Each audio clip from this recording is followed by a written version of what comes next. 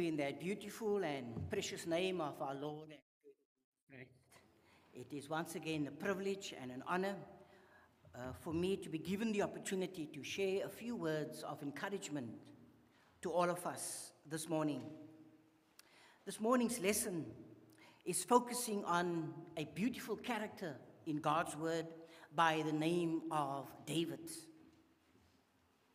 The title of this lesson is I Did It for My Servant, David. The purpose of this lesson is for us to build what we call multi-generational legacy of faith, like David, whose faithfulness blessed not only himself, not only his son, but for descendants for more than 300 years, even to the time of Christ. When we look at David himself, and I'm here in the book of 1 Samuel and chapter 16 and chapter 17, we can see that God is no longer happy with Saul, because Saul has rejected God's commandments. God wanted Saul to do a specific thing, do it in a specific way, and he did not do that. And God was very grieved. Remember this bleating of the sheep that Samuel heard, and they wanted to know what's happening here. You received an instruction from God.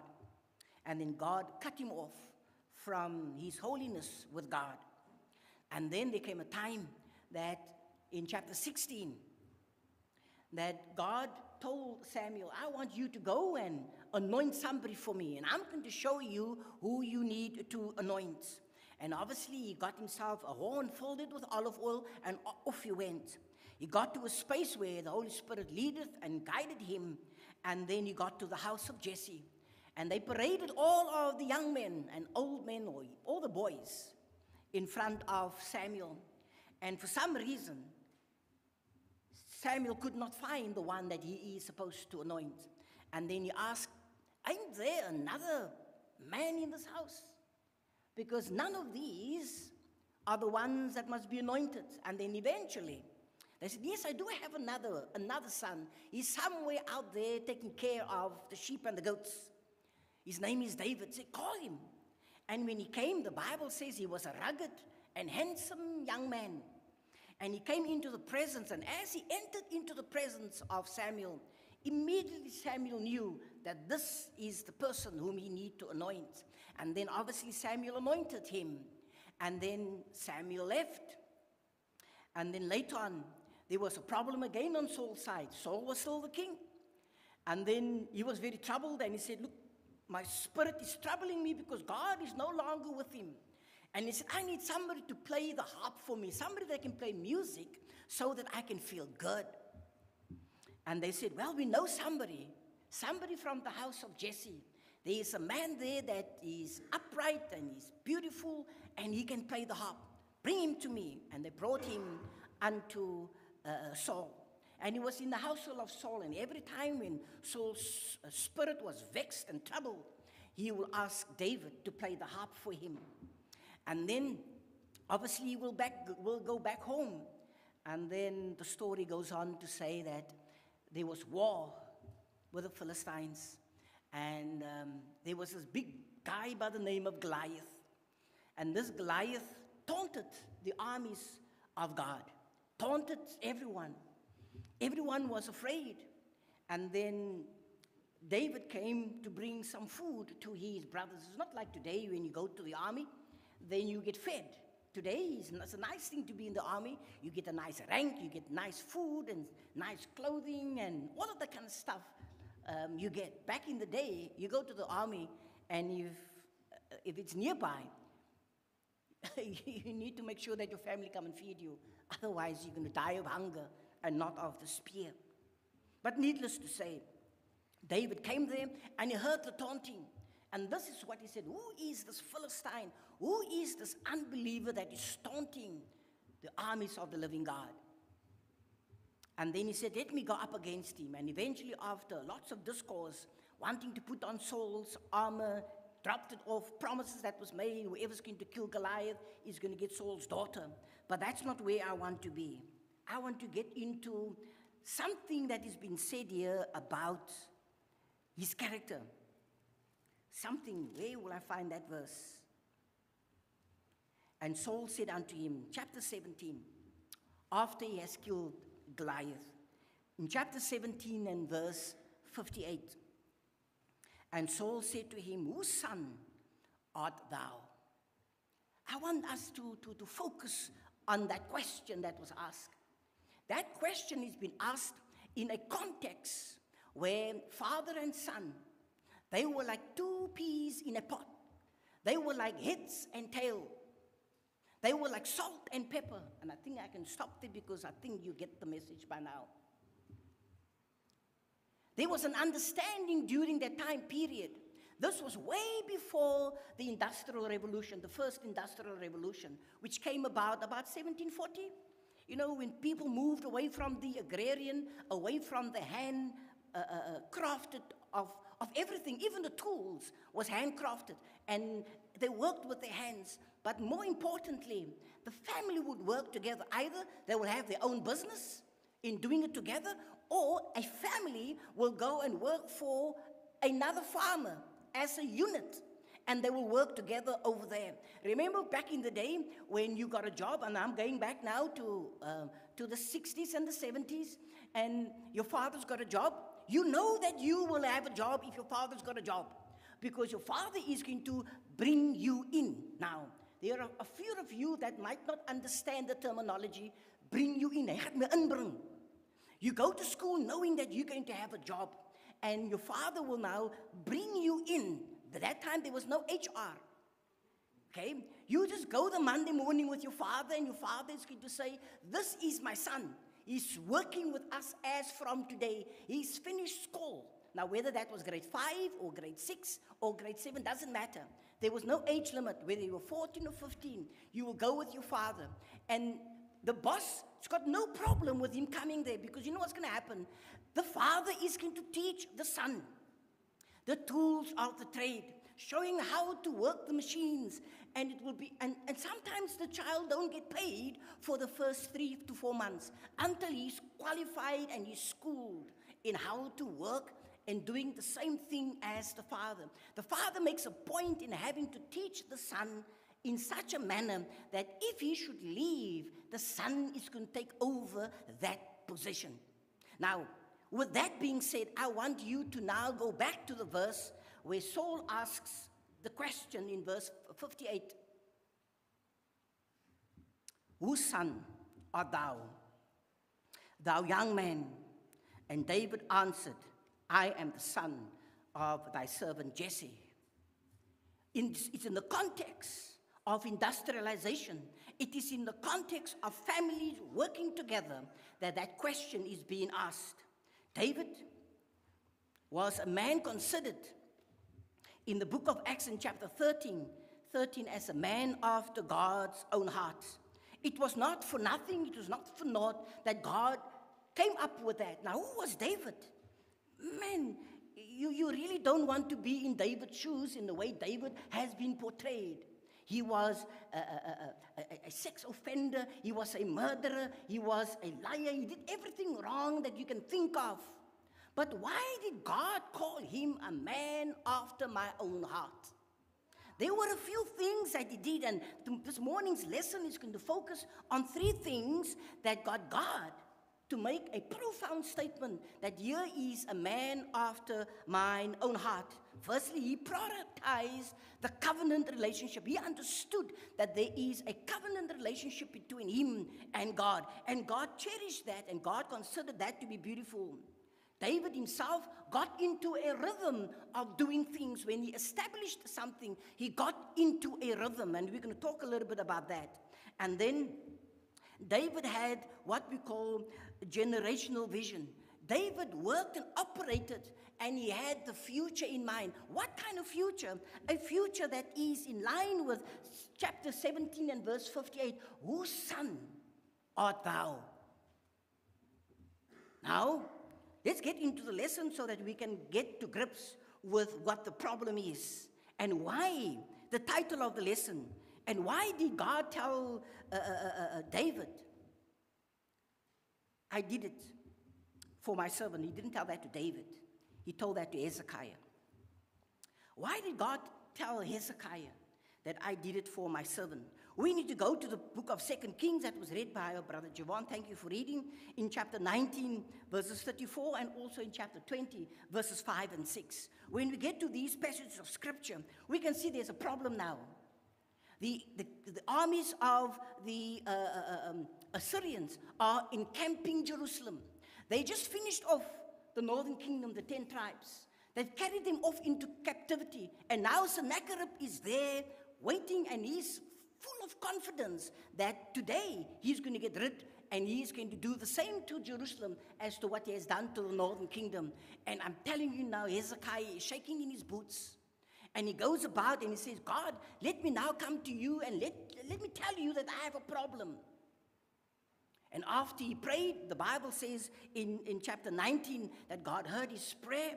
And that night, 185,000 of these Assyrian soldiers got killed. Don't ask me how God did it.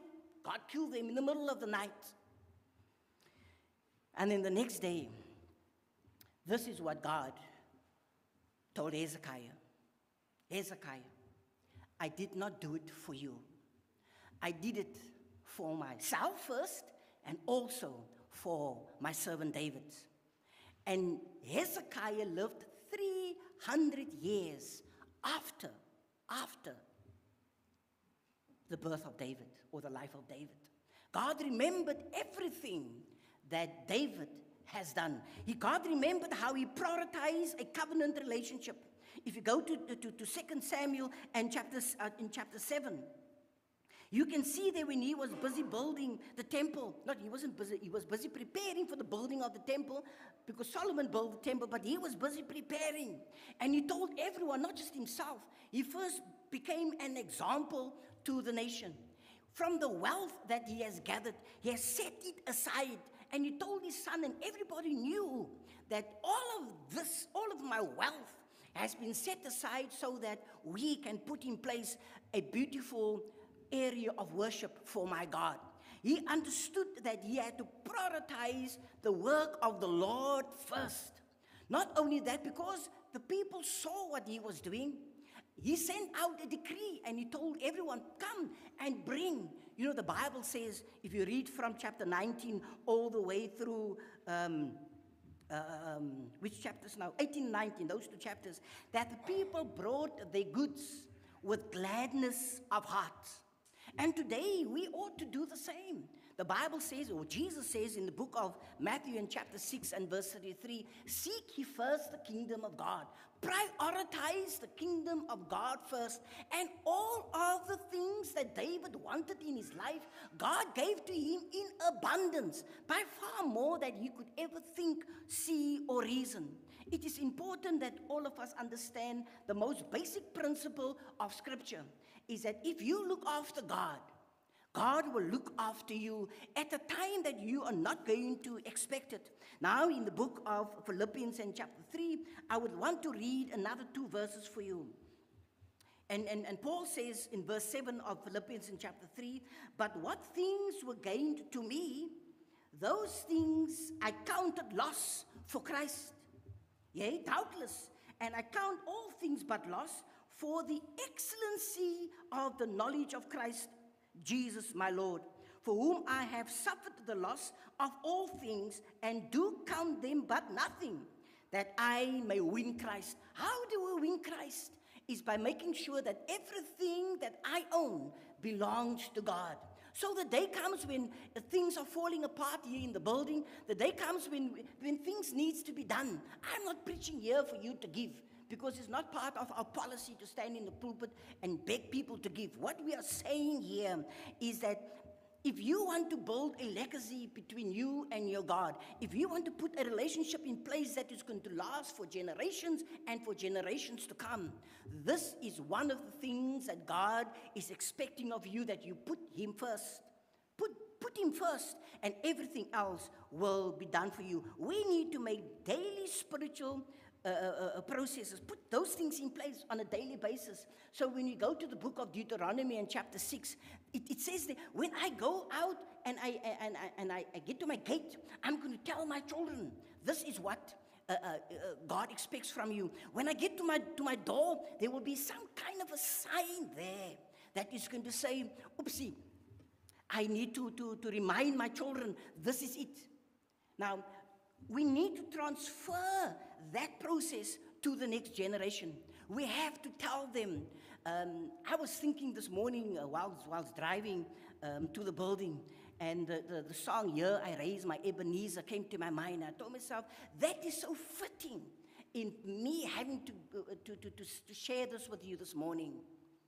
How many times did we, and maybe Brother Stephen, this one is for you, for next year, why don't we have a day of Ebenezer, where we can just say, maybe it can be the 15th of April or whatever day, like a day that we want to celebrate.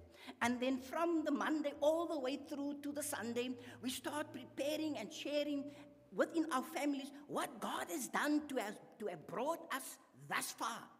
God has brought us to this point, and there's so much that God has given you. And then the Sunday, you preach on that particular lesson. Here I raise my Ebenezer. Hitherto has the Lord brought me. You see, the point here in the book of Deuteronomy, God expects you to share that with your children. Tell them what God has done for you. Remind them. Remember, there was a day when they almost wanted to come and fetch the car. The sheriff of the court came, but God delivered us. Remember that day when the house was nearly, and God delivered us. Remember that day when there was, and God delivered us. And it might not be financial. It could be spiritual. But God delivered.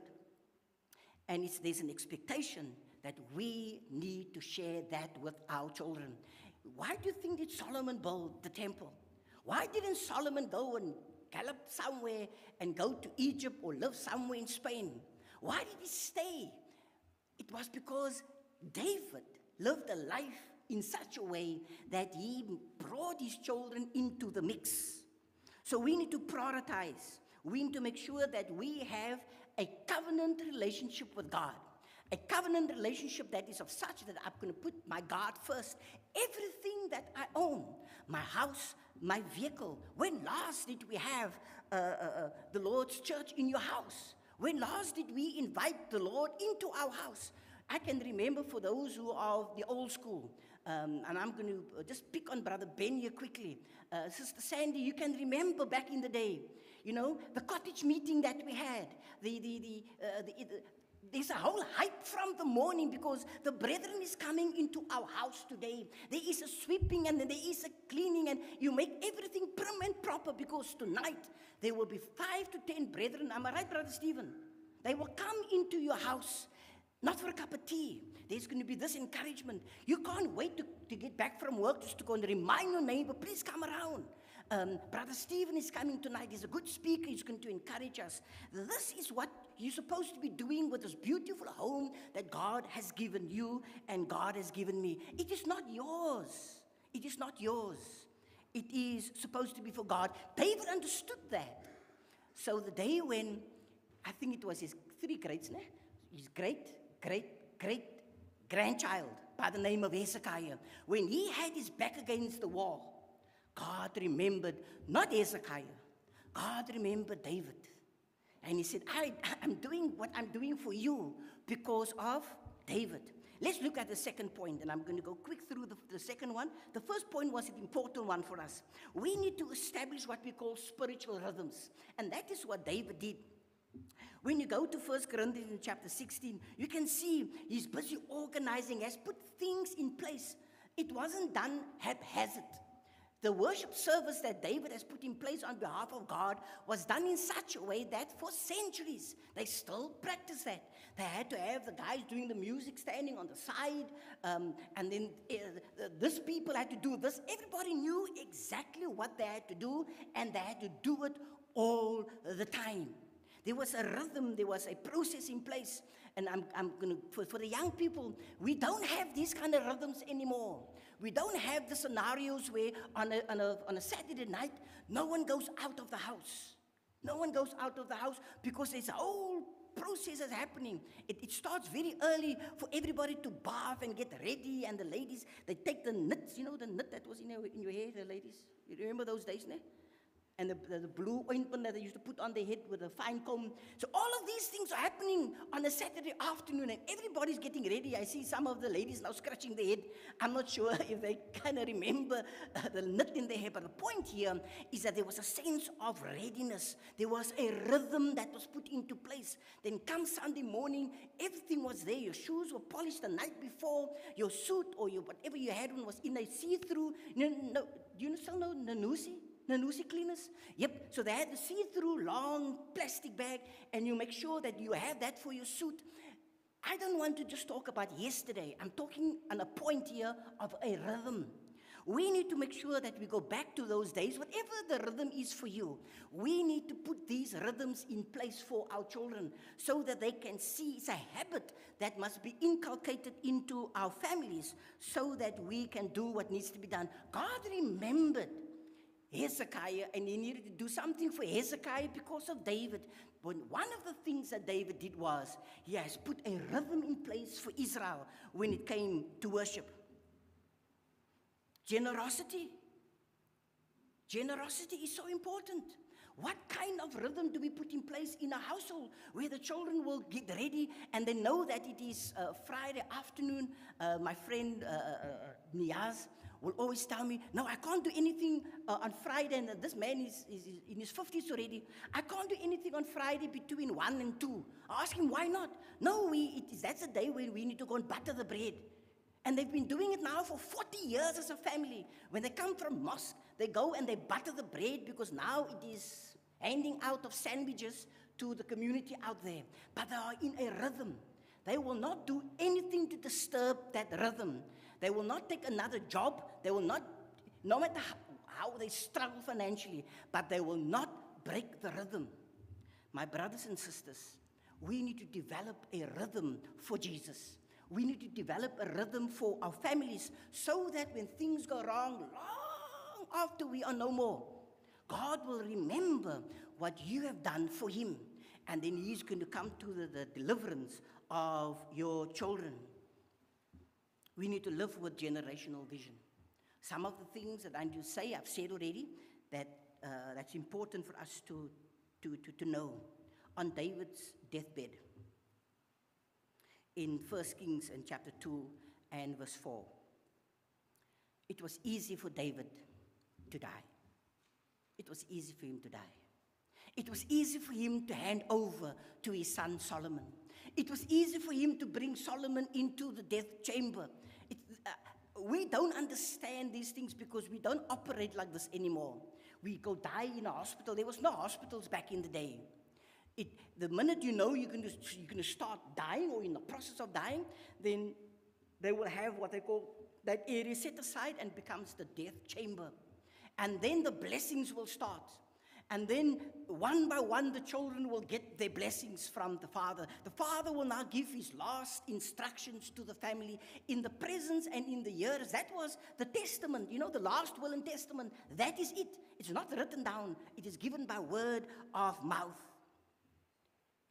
But David, when he's going to give his last will and testament, is going to mean squat. It's going to mean nothing if it's not been backed up by his 40 years that he has spent with his children. Imagine he tells his children, I'm going to hand over the throne to Solomon.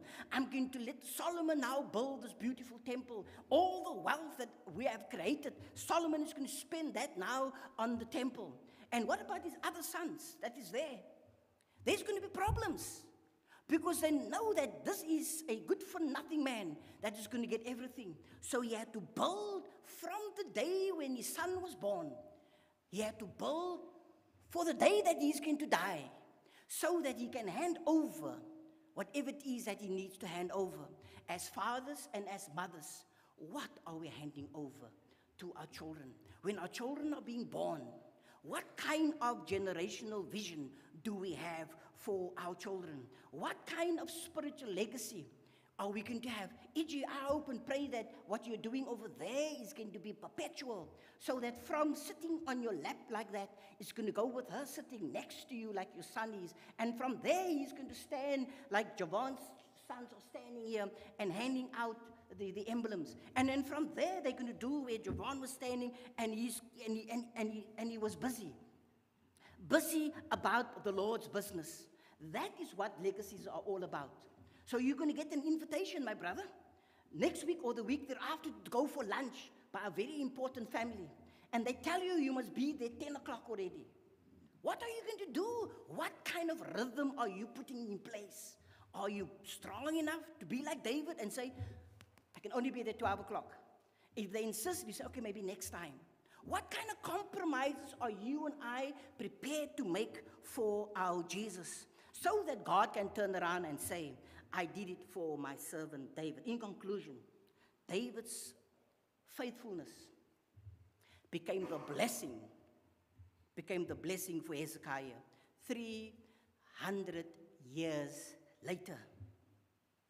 We need to build our legacy by, number one, prioritizing God above all. Seek ye first the kingdom of God. Number two, we build our legacy by establishing consistent spiritual habits.